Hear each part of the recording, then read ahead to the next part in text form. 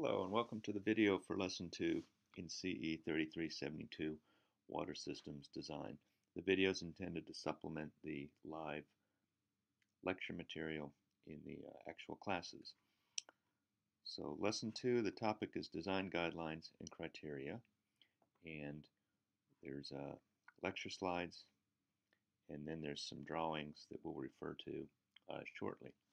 So while making the video, I'm going to use my localized copies to do the presentation, but everything I'm going to show should be available in the course website repository.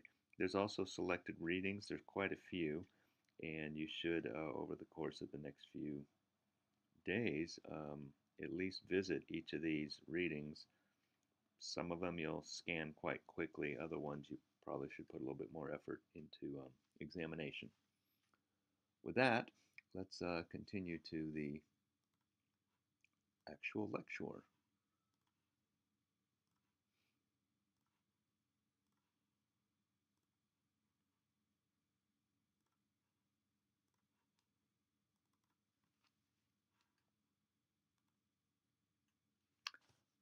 So lecture 2 is a long one. It has a little bit of a review of land development vocabulary because that's a large portion of why we design water systems. A little bit of review on design manuals or to find information for making designs, the development process, very briefly, and a visit of drawings, maps, and reports. The outline is the development vocabulary, then design guidelines, cost estimation, and basics to the land development process. So in terms of vocabulary, there are easements and right-of-ways. An easement is a right that's authorizing a person or party or a company to use a land or property of another for a particular purpose. A right-of-way refers to the actual land area acquired for a purpose. It can be acquired through grants or long usage agreements. It's pretty common for roads and paths. Landowners are paid once based on fair market value for the easement rights. Landowners continue to pay property tax on the right-of-way. A utility easement is a specific category of an easement, and it's to build and maintain usually power lines, but technically an underground utility easement would exist. Pretty much everybody's backyard, at least in Lubbock, a portion of it is utility easement. That enables utility companies to come onto the property and maintain their equipment, as well as provide the service to the customer. A lot is a tract or parcel of land that's owned or meant to be owned by someone. And the plat is a scaled map that shows the divisions of a piece of land. So plat maps are very common in urban areas. Well, they're common everywhere. But urban areas, the plat map is actually the document that determines where your property, your real property, begins and ends. A lot of your surveying class, a substantial fraction of that class is in doing boundary line surveys, which are used to establish plat maps. It's done when a landowner wants to divide land into smaller parcels. It designates roads and rights-of-way. It dedicates portions of land for public uses. It ensures compliance with zoning, and it's done through surveying, and the survey results are codified in meets and bounds, and after the plat is filed, reviewed, and approved, then legal descriptions to the property can refer to block and lot numbers rather than the original meets and bounds. So there's a fundamental simplification to day-to-day business that's conferred by the creation of a plat map. Think of it as an addressing scheme like in computer programming. So we have two different ways of referring to the same place. The second way being far easier, lot 14, parcel 7, block 12 of the Melanie Oaks subdivision. Here's a diagram of a plat map somewhere, USA, and there's probably enough information we could really figure out where this is, but the relevant portions of it, the roads are laid out. Here's a cul-de-sac called, this road's going to be named Tranquility Lane. There's some of these shaded areas that are reserved for future developments or for a public easement. This right here is on the French Broad River, so that puts it probably in North Carolina or Tennessee. And then here is a particular parcel. This is parcel number 11, and that would be tied to other parts of the drawing that tells more about the particular parcel. And then each of these distances is recorded on a plat map. So once we can associate 11 with a particular block and lot number address, then all activities related to this piece of land can refer to this plat map rather than the actual meets and bounds, which describes the surveying of this trapezoidal looking thing with a little bit of curvature right here. That's a plat map. Meets and bounds is the method of describing the lines which bound a parcel of real estate. It begins at a known landmark and then follows a line according to compass bearings and traces the boundary and returns to the point of beginning. Meets refers to a boundary defined by the measurement of each straight run specified by a distance between the terminal points with an orientation or direction. Bounds refers to the more general boundary condition. So here is an example of a hypothetical parcel somewhere and the meets and bounds description. And starting at the point of beginning, so this has to be known on the earth, the meets, so that we're told what it is. A parcel located in the northwest corner of the intersection of Eyre Road and B Street in the township of Podunk, Gestamagen County, Michigan, and further described as commencing at the point of beginning then. So it heads north 2 degrees west. So in other words, we would have our compass pointing to the north, and then we would adjust it 2 degrees of arc to the west, and we'd follow that bearing or that direction 110.5 feet. Then we're going to set the compass to north and then rotate it 88 degrees to the east and follow that bearing for 78 feet. Then north 2 degrees west for 63 feet to this point, and then south 82 degrees east for 145 feet to that point, and then south 13 degrees west for 185.3 feet, and then north 82 degrees west for 173 feet, and we should return to the point of beginning. And you did that in your surveying class, and there's lots of issues of closure, and how close you get back to the point of beginning matters. And then these points, when we do a integration of the circle or the path we've just done, we would discover that it includes 0.717 acres, and that's a meets and bounds description of this property. Mapping is important in water resource and other parts of civil engineering. There's several kinds of maps. One is a topographic map. It's actually a very useful tool. Most of them nowadays are electronic, but there's still paper-based ones, and the principles are the same whether it exists on a piece of paper or in a computer program. It's a detailed, accurate graphic representation of features that appear on the Earth's surface, showing quantitative representation of relief, including using contour lines. The other features on a topographic map are cultural, hydrography, relief, and vegetation. The important thing on these additional features is the actual date of the map is going to matter. Generally, topographic relief doesn't change very fast, but whether a place is cultural, has buildings and roads or not, that can change in fractions of a year. So the map date is important because it establishes a point in history when any cultural features might actually be accurate. Most of these remaining features are reasonably long preserved in human terms. Another type of map are called key maps, and these are pretty common for most cities in the U.S., if not in the world. One that's common for Houston is called the Houston-Harris County Key Map, and many of the older drawings in Houston relevant to civil engineering actually are related to the key map itself.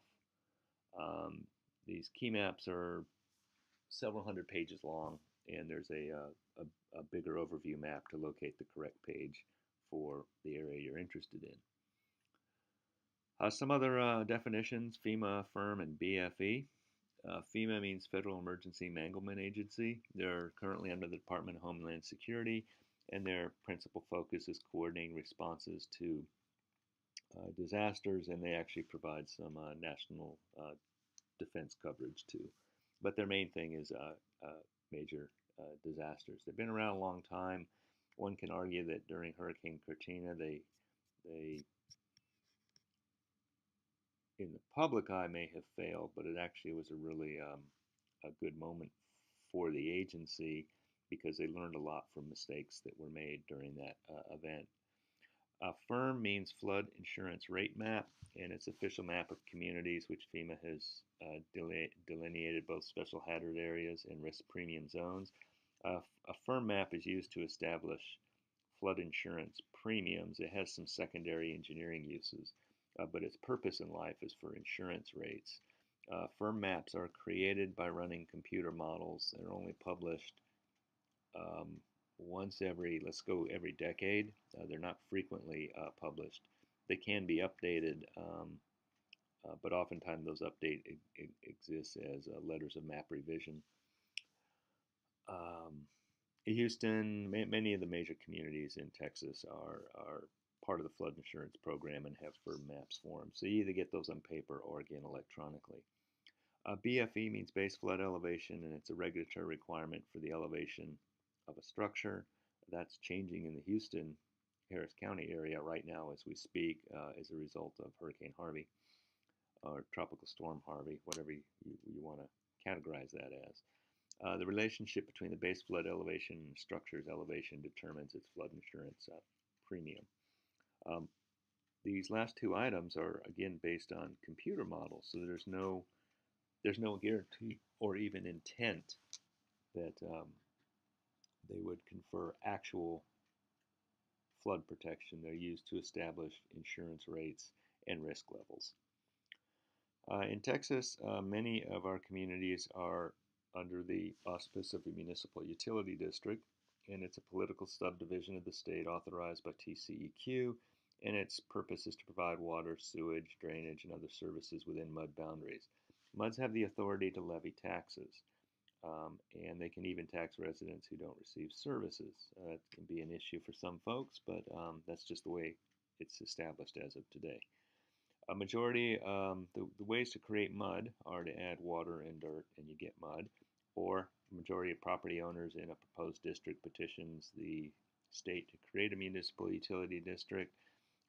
After review and approval in a public meeting, if it's approved, there's 5 temporary members until an election can be set, and that's to elect the permanent members and to confirm the creation and to authorize bonds and taxing authority for bond repayment. Another way to create MUD, by far more common in Texas, is developers petition the TCEQ to create a MUD. The developers themselves are prohibited from serving or placing employees, business associate, or family members on the MUD board of directors. They have to pay a 30% letter of credit to cover the cost of the utility build-out. And the 30% rule supposedly also offers protection for MUD residents in the event that the subdivision is not built to schedule. 30% is at least a start, but a clever accountant can make the actual financial burden of that favorable for the developer. After approval, the TCEQ appoints 5 temporary members until they can have a permanent election. Unless they're voting residents within a MUD, the developers have no authority or control over the board of directors. And this way of making MUD is by far the most common in Texas. The developer creates the MUD, sells properties in the district, and then when the build-out is complete, the developer leaves the MUD behind for the residents to operate. The publicly elected board of directors manages and controls the MUD, and subject to supervision by TCEQ. They establish policies in the interests of residents and utility customers, and a MUD can adopt and enforce all necessary charges, fees, and taxes to provide district facilities and services. Often to finance that, the MUD sells bonds, and so these are like getting a credit card. They guarantee to people who will loan them money that they will repay that money through charges, fees, and taxes. Um, the MUD tax rates, like all property tax rates, vary according to property values and debt requirements. MUD rates generally decline over time, at least in theory, as the MUD is built out and operating and debt service costs are shared by more homeowners. It doesn't always happen that way, but that's the intent. A municipal bond is just a bond issued by a local government or their agencies. They're securities that are used to finance infrastructure, and the needs can vary, but bonds cover things like schools, streets, highways, bridges, hospitals, public housing, sewer water systems, power utilities, various public projects. I believe the Houston area just agreed to a multi-billion with a B dollar bond for more flood control infrastructure. Okay, so what the bond means is the city guarantees that you give me the money now, I'll pay it back according to a schedule, and if I have to, I'll send my police department around and my sheriffs around, and we will hold the residents by their ankles and shake them until money comes out to make the payments. A little bit dramatic there, but that's what that guarantee is of a in a municipal bond. Generally, they're considered very stable and securities, but there's been a few defaults. Detroit being the probably the most visible example. Of Vallejo, California, a few other cities have gone bankrupt and been unable to actually pay back their creditors. That's pretty rare. Usually there's fair warning. If residents start moving out in hordes, you know something's up. Municipal bondholders can purchase bonds either directly from the issuer or from on the secondary market. Usually the primary market is by a Merrill Lynch or something. A market maker buys the bonds and then resells them on the secondary market. So in exchange for that upfront capital, the bondholder, the person that gives the money to the city, gets payments over time comprised of interest on the invested principal and return. So it's a loan. Let's get on to design guidelines. So first, what is design? In its most abstract form, it's the management of constraints. So we're attempting to achieve some sort of goal, and we have some constraints. There are constraints we have no control over, basically the laws of physics, chemistry, and to a little bit laws of mankind. And then we have constraints we do have some ability to finesse. And those are the design variables that can be adjusted to satisfy the non-negotiable constraints. Okay, examples of negotiable constraints: money, time, performance, and how pretty the thing is. Examples of non-negotiable stuff you have no choice: physics and chemistry. Example of physics: water flows downhill. Unless we apply power and money, then we can make water go uphill. So that's the negotiable and non-negotiable trade-off. Generally, there's the joke about quality, money, and time, and you can get two of the three to your desire, and the third one is dependent on the choice of the first two. That's actually a reasonably good mental model of the balancing act in design. There's a few different ways to design water infrastructure. One that you had back in hydrology was frequency-based design, and so we're designing our infrastructure to endure an event of some predetermined probability. And we make the assumption that more frequent events are also accommodated. And you did this in hydrology class. The whole T-year, 100-year event is largely a frequency-based design concept. Second one is a risk-based design. They're very related. We design to accommodate some predetermined expected net loss. The expected loss is the product of the probability of failure and the cost of that failure.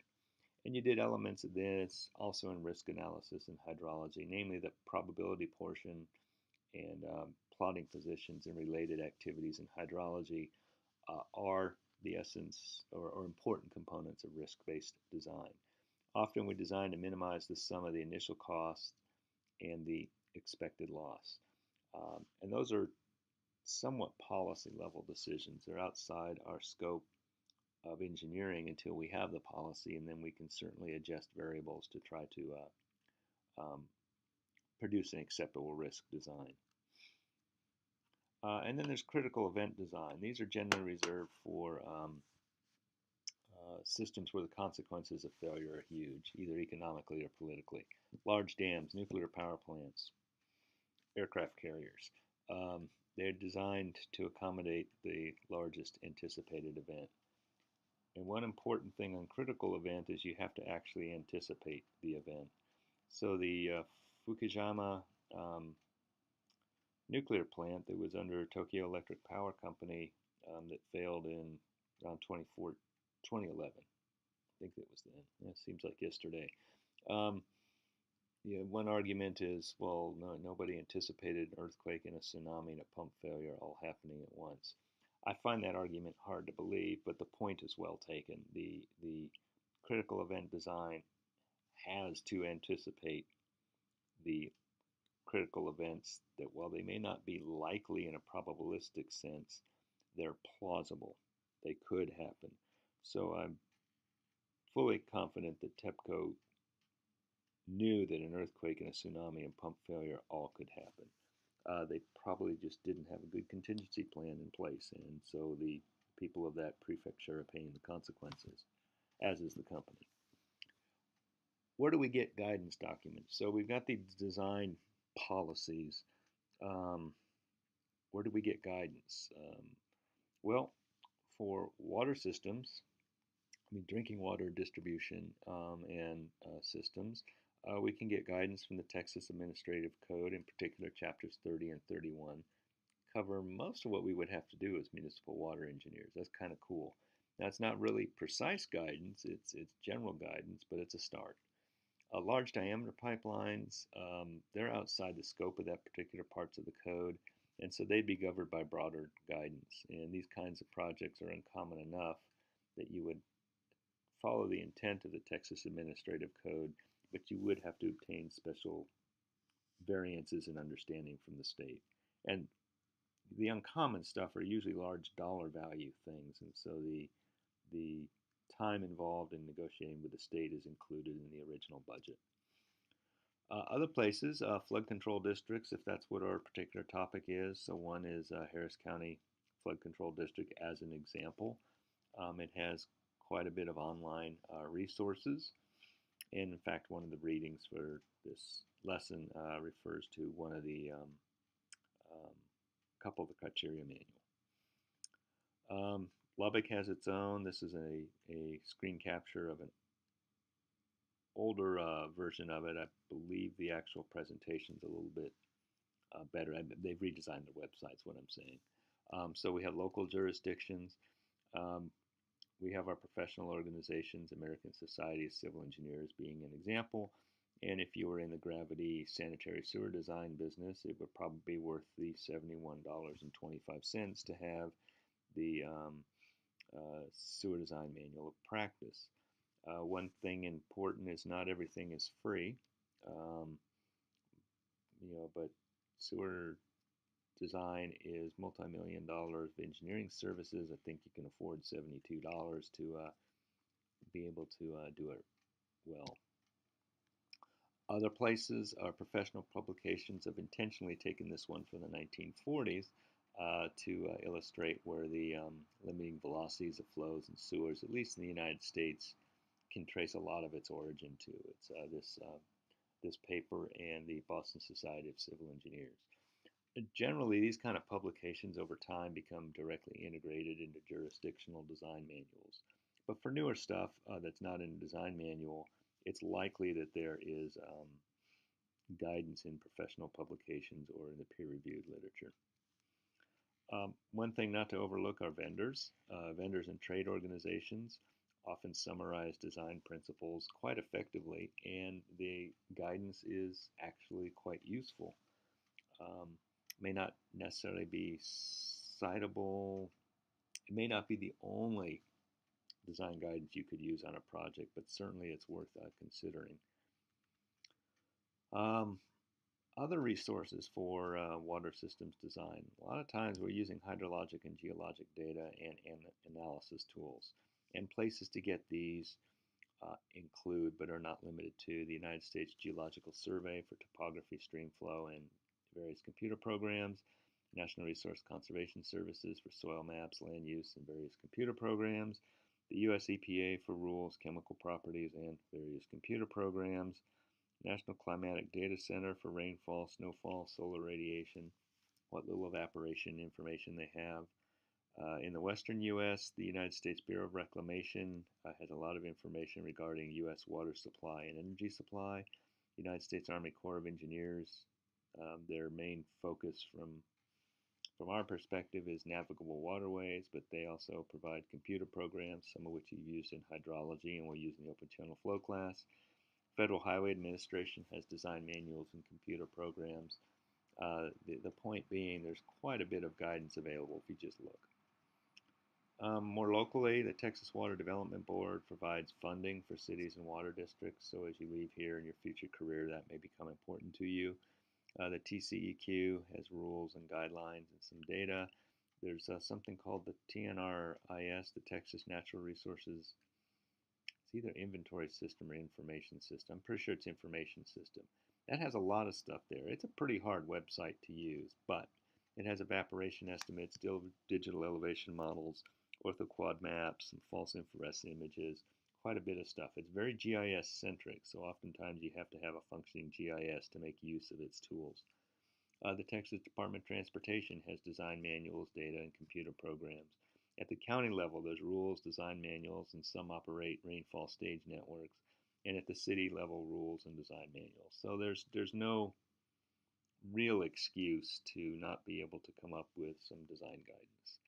An example here is RG 195, which is called Rules and Regulations for Public Water Systems. And it's not particularly special. The TCEQ simply collected all the various rules throughout the Texas Administrative Code into a single document. And literally, the document reads identical to the state code, except obviously the paging is going to be different. But it has, like, for example, Chapter 290.41 referring to water sources. That appears on page 20 of RG 195, and it appears at a different page in the actual code, yet this designation is from the actual Texas Administrative Code. So we're just picking one arbitrarily, 290.44. It has design and standards, and then this is what I mean by guidance. All potable water distribution systems, including pump stations, mains, both ground and elevated storage tanks, shall be designed, installed, and constructed in accordance with the current American Water Works Association standards with reference to materials to be used and construction procedures to be followed.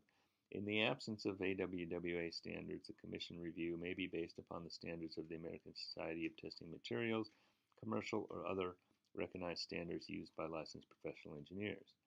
And then a subsection of that, 290.44, Part A, Part 1, all newly installed pipes and related products must conform to American National Standards Institute's National Sanitation Foundation Standard 61 and must be certified by an organization accredited by ANSI.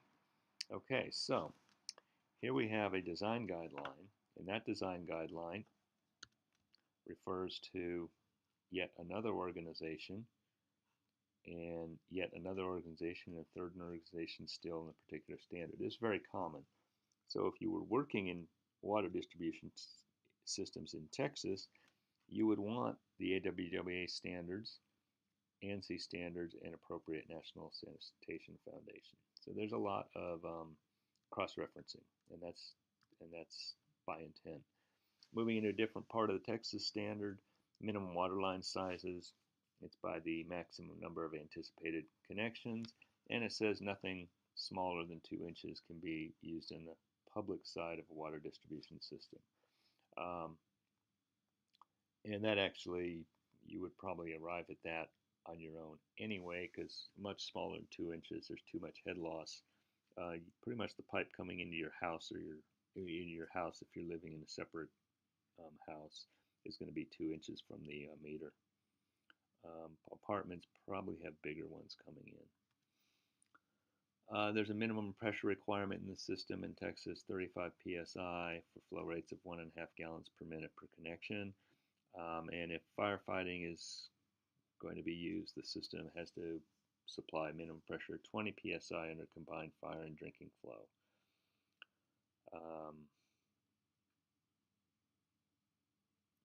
And then it goes on with further information on air release valves. So there's a lot of material contained in this one document.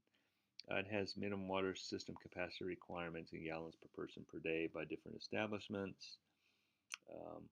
Hospitals, in this case, use a lot. And then youth camps with no toilets, showers, or dining halls. So basically a youth camp where you can't bathe, you can't poop, and you don't get to eat. They give you 6 gallons per person per day. So that's physiological maintenance plus a few extra gallons for throwing at each other in water balloons, I guess. Other resources. We have a lot of analysis tools available to us. Google, don't overlook Google. That's a good search tool, as well as it has some nice mapping capabilities. FEMA, river authorities, drainage districts, flood control districts, irrigation districts, and council of governments, and other NGOs. Most data are not free. Agencies usually charge a small fee for data. The biggest offender of taking the fee and then giving you the wrong data is the National Climatic Data Center. I haven't dealt with them in a while, so they may have changed their way of dealing with customers, but a lot of times you felt like they were stealing your money. A lot of useful data are currently free, but don't expect that to last forever. One of the aspects of engineering design is cost estimating, and that's the approximation of the cost of a program, project, or operation estimated by the engineer. It includes planning, engineering services, surveying, construction, field inspection. And to manage liability in the estimate, many firms avoid the word estimate and call it an opinion of probable cost. That's legalistic stuff. I guess it changes who gets sued. And then some recommend adding the word preliminary to everything before you've actually paid for it, just in case. And then there's usually a contingency built to provide for unknown costs. Contingencies are in the 10 to 15% of the total engineering services costs. So it's actually a fair percentage, and usually oftentimes an actual fair amount of money. Cost estimate also predetermines how much time and money you're going to need to finish the project. It's also usually prepared to submit a bid to compete for a contract award. How are cost estimates built? Well, literally educated guessing. There's a tool called RS-Means. I think you get it in your other classes. Practice and research. You look at previous awarded bids, manufacturer's information. These are often available at your firms. Preliminary cost estimates are usually rounded to the nearest thousand. It gives the developers a number to secure financing. Final cost estimates are to the damn penny, which is crazy talk, but that's the way it is. Once you get up into the millions, it might even be to the nearest 50 or 100,000. It'll be situational dependent. But for this class, stuff down to the penny is absurd. So you're looking to the nearest thousand. Once we have a design, often it goes out to bid. Engineers design and produce bid documents, including construction drawings and technical specifications, more commonly called a bid and specifications. The firms are required to place an advertisement in the paper 2 weeks before a bidding day. Upon receiving the info, contractors, if interested, will bid to construct the project. Bids can be open or closed. They have to be turned in by the time selected. If they're late, that's too bad. Bids are open with contractors in the selected room by a PE only after the submittal time. Bids are read aloud. Required documentation and discrepancy can be noted. Usually the lowest bid is selected, or the contractor is selected based on history or preference, and the developer can refuse all bids. You don't have to actually let the contract. There are some differences depending on whether it's quality-based selection, and you should get that in Dr. Lawson's class. The development process, just a quick overview. There's the developer, municipality, the agency, whoever needs something done. Then there's the design. It's often done by an engineering firm, although some larger municipalities and agencies have the capability to do design themselves. It usually comes up with a feasibility analysis and then a preliminary design and report. And then if it is suitable, it goes to final design and report. Then there's the construction phase where we advertise for a bid. A bid is made, and if it's accepted, and it gets constructed, and then finally there's the operational phase. Usually ownership is returned to the developer, municipality, or agency in operation phase. Most of the stuff is communicated in drawings, maps, and reports. We're going to look at some drawings shortly of a water distribution system, storm drain, and wastewater collection system. And we're going to look at some topographic map stuff. So engineering drawings. Water system plans are usually communicated in drawings as well as reports. Important part of engineering drawings are the notes, not just the lines in the picture part, but the actual written notes. So the reason you had to learn how to write is so that you can make those written notes readable so that your project gets built and or you can be appropriately sued and lose your trailer. So we will look at one set of drawings, and there they are. Let me see if I can rotate. Well, I'm going to cheat because I have them as local copies.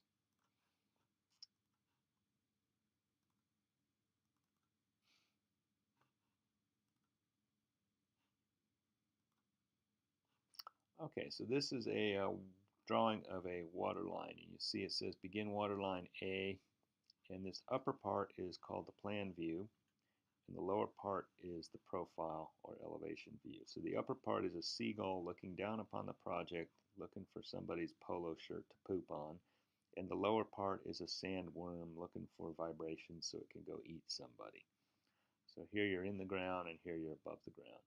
So this water line starts here, and it looks like it heads to the east in this drawing, and then the elevation view isn't very interesting in this case. It just shows where the existing top of curb is in this portion. Here's a match line, and so that matches to this next section here. And again, they have the existing top of curve, more match lines, and in the case of these waterline drawings, the engineer chose only to draw detail in portions where there was something unusual happening. So here it has the water line going through a sleeve, going underneath an existing reinforced concrete pipe storm sewer. And then moving on down the project, here there's some more interesting behavior. So there's a sleeve, another sewer, another sewer. It's having the vertical offsets specified. There's a wastewater line here, so there's a vertical offset specified there. And here we have the water lines above wastewater, which is compatible with state rules. This is a boring part of the drawing, another boring part,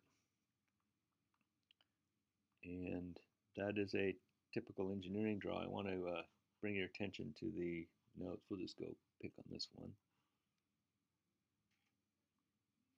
So these notes, these details are as important part of the drawing as the lines. And so you need to keep that in mind when you're making your own drawings in the future. These general notes, these are part of the plan. So the contractor shall be responsible from. Contractor takes caution not to damage. And then they have these call outs here that say, this is fair warning. If you hit something, it's your own damn fault. Let me get to the front page. This particular drawing, I'm not sure. So sometimes there's detailed notes on the front page, and that's typical. Occasionally, they're reserved to the end page. I don't have good example of notes in this. So that's a waterline plan and profile.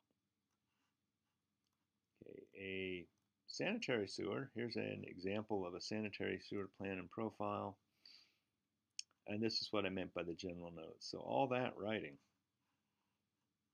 which depending on your mood, it can take months to write 32 sentences. But these are part of the drawings, and they can't be severed from the drawings.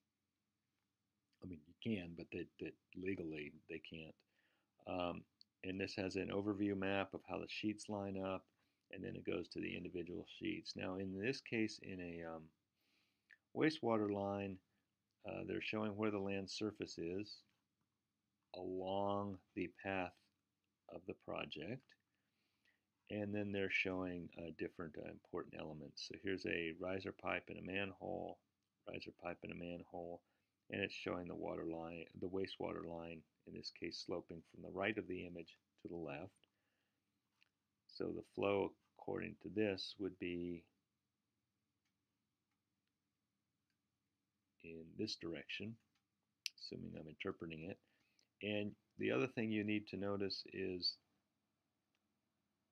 this line in the plan view, and it goes one direction and then makes almost a 90-degree change. That's not reflected in the elevation. The elevation is along the path line. So, for instance, this point here,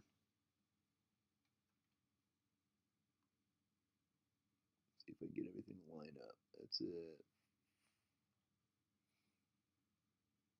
This point here at station 2.30 says install a type 3 manhole. That point and that point are the ones that are coinciding.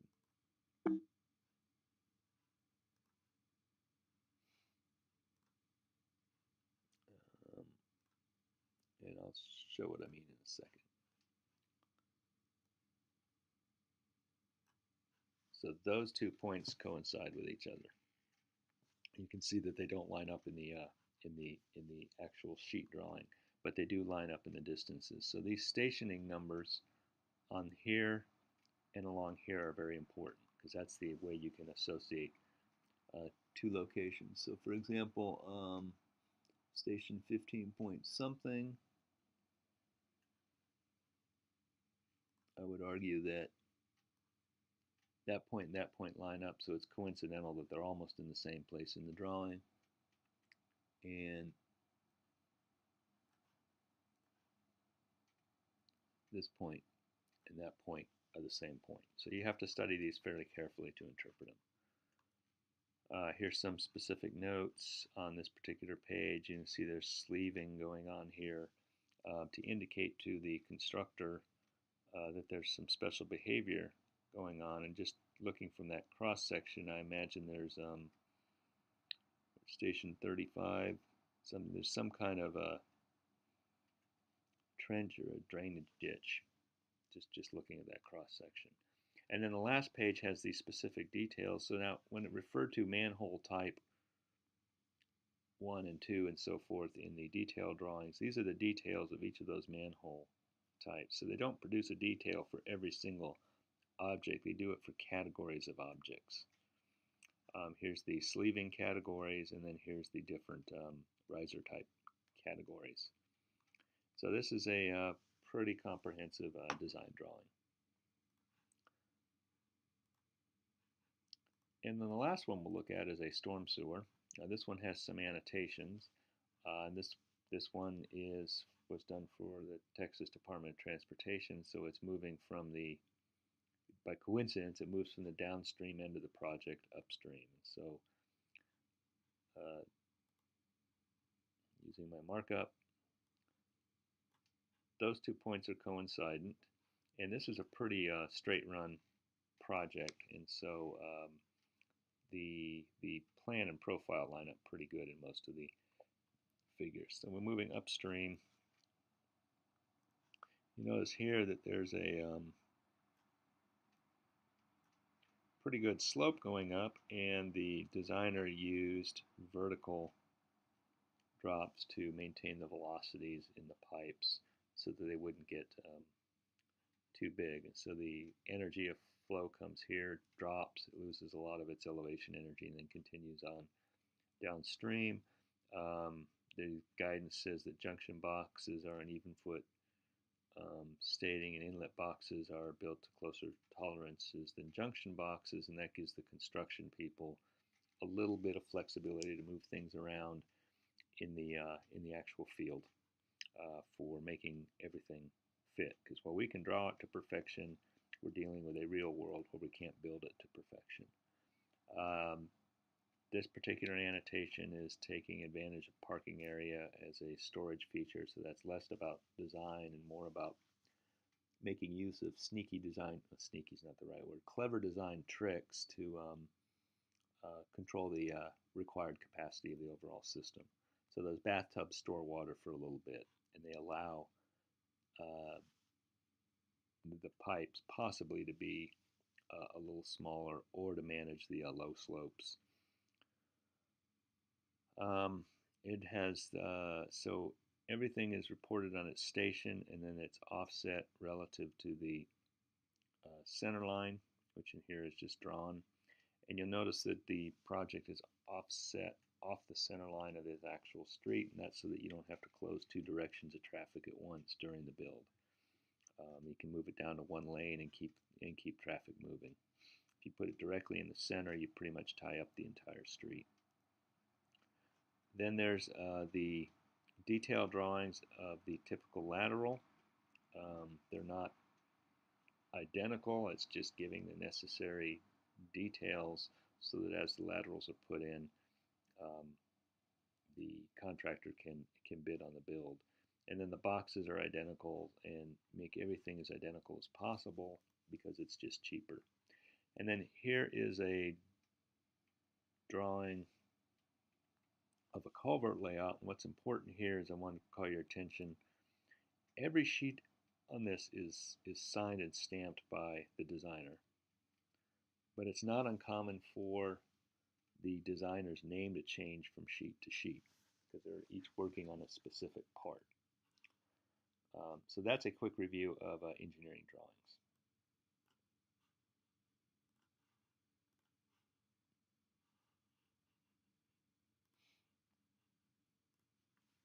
Okay, so we looked at the three examples.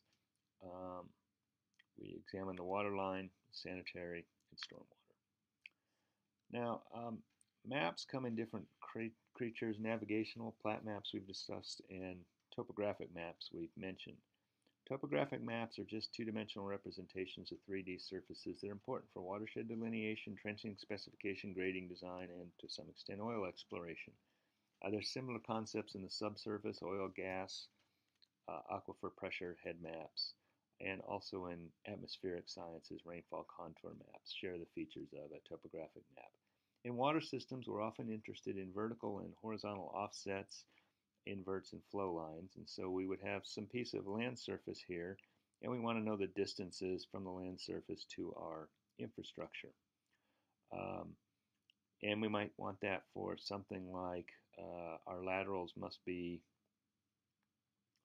3 feet or deeper relative to the nearby land surface, and our main lines are 6 feet or deeper. And we can use that to determine an upper surface where pipes can fit, and that actually makes the design drawings easy to check. Elevations are vital in hydraulics. It's used to size pipes, account for head losses, locate pumps, and in the case of drainage, we want to hit the outfall elevation. One way of building topographic map, the only way of building, is we start with gridded point data and then we map it into a surface. As a sidebar here, we'll look at passing a plane through 3 arbitrary points. We can pass a surface through those points like a 3-dimensional least squares, and when we get done, we would have a representation of the surface. The surfaces of the gridded data approximates the topography, and depending on how much computational and surveying effort we want to expend, we can get very accurate representation. The level sets from the surface, think if you take a Ginsu knife and you cut this thing horizontally, there'll be part of the surface above the cut and part below, and the cut itself defines a level set, and that level set is a contour line. And so that's all that's done for making contour maps. You get out there with a Ginsu knife and start cutting them. The plot of all level sets is the contour map for the region of interest. Once we have the grid offsets are pretty straightforward to obtain using grid arithmetic. So once you represent your surface on a grid, you can build your system underneath it, and it's real straightforward to quickly check if your infrastructure is deep enough. Here's an example of fitting a surface, and this is just fitting a plane to 3 points. We don't normally do something like this for topographic maps. We have software that help us build these, but let's say we didn't, and we wanted to pass the plane through 3 points. Well, we'd start with the equation of the plane. We can rewrite it, and we'll assume that we can measure x, y, and z, and so we're after the values a, b, and d. We can set any one of those constants equal to 1 and solve for the remaining ones. If we write it as a simultaneous system of linear equations, we have the following representation here. We convert it into vector matrix form, and we have x1, y1, and 1, x2, y2, and 1, x3, y3, and 1. So this matrix here, so the x1s and y1s are known, as is the z. What's unknown is the a, b, d. We solve that system for a, b, and d, and now we have the equation of the plane, which will allow us to determine the elevation for any x and y in this system. And that's what we would want to do for a gridded topographic map, although the equation's not going to come out anywhere near as simplistic as this. Instead, what's done is variance linear interpolation are employed, kriging, inverse distance. There's a few others. It's not something you would routinely do by hand or write your own spreadsheet for.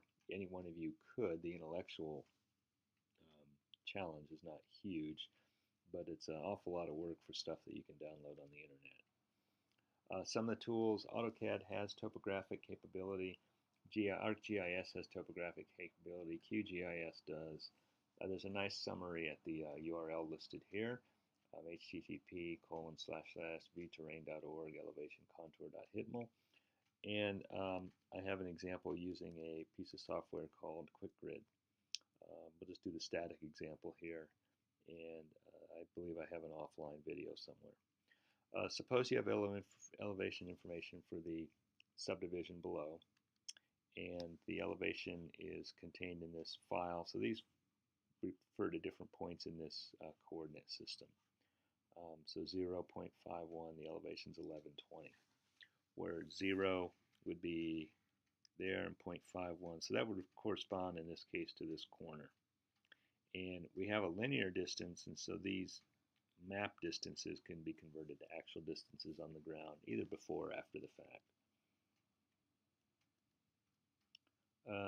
Then to build a topographic map, we take that elevation file, we put it into a computer program. One free one is called QuickGrid. That's why I refer to it in this video.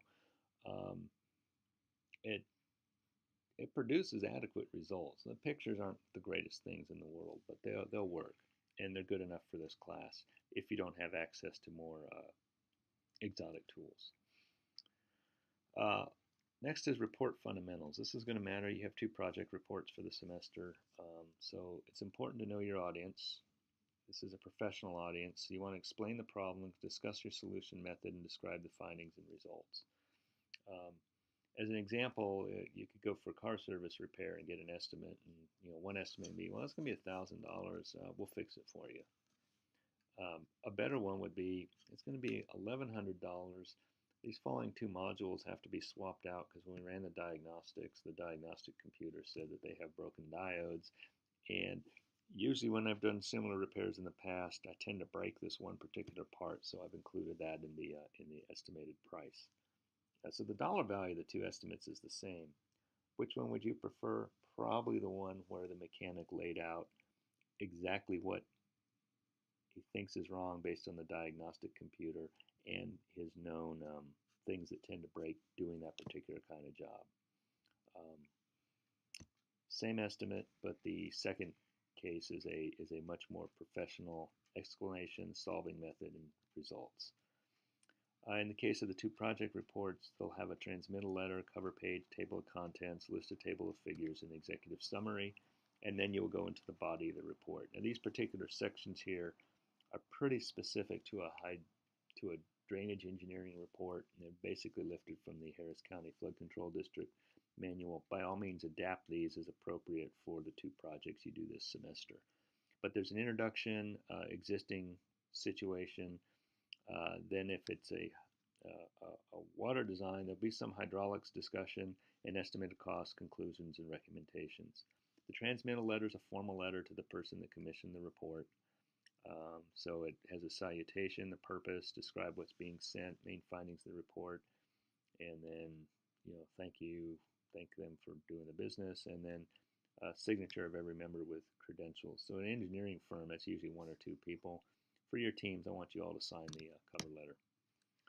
Include the team name and members, the title of your project, and the date.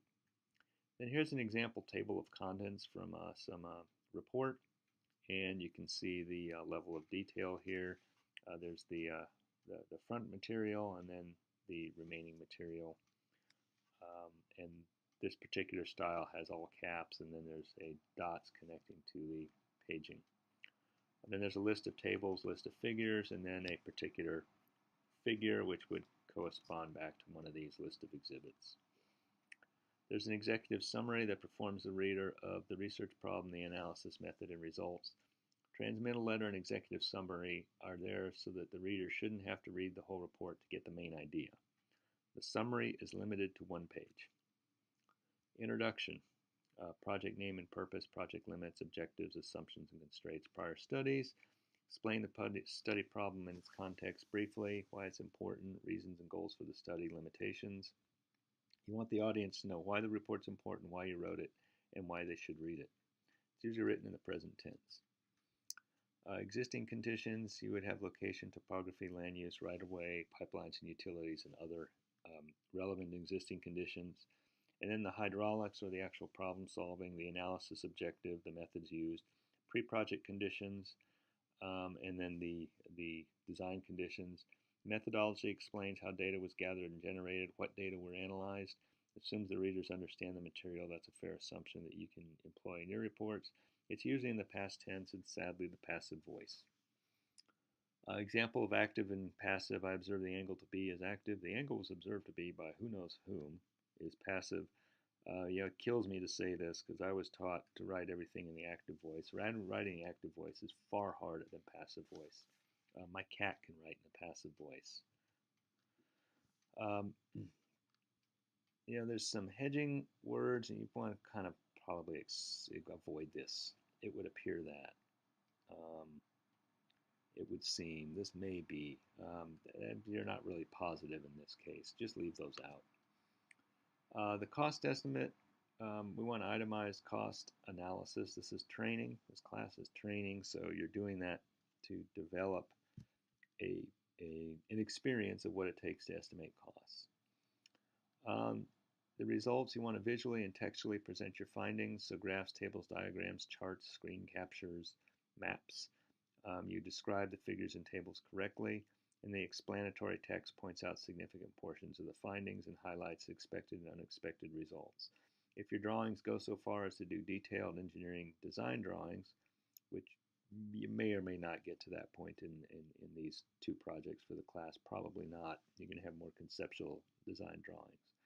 But if you have detailed design, you'd have construction notes in it. A discussion, you want to assess the comments and the results, explain the results, make recommendations, and then finally a summary or a conclusion, which is very similar to the executive summary, although you're not stuck to 1 page. Other expectations, you want to label figures and tables correctly. Figures are labeled at the bottom, figures are captioned at the bottom, tables captioned at the top. You want to get the headings and subheadings correct in the sense that when you hand it in, it doesn't say missing link, because that's a substantial deduction in the overall score. Use proper grammar. The flow of the narrative should read as if a single person wrote it, and we're quite aware that that's not going to be the case, but someone has to be responsible for trying to tie all the narrative together so that it reads well.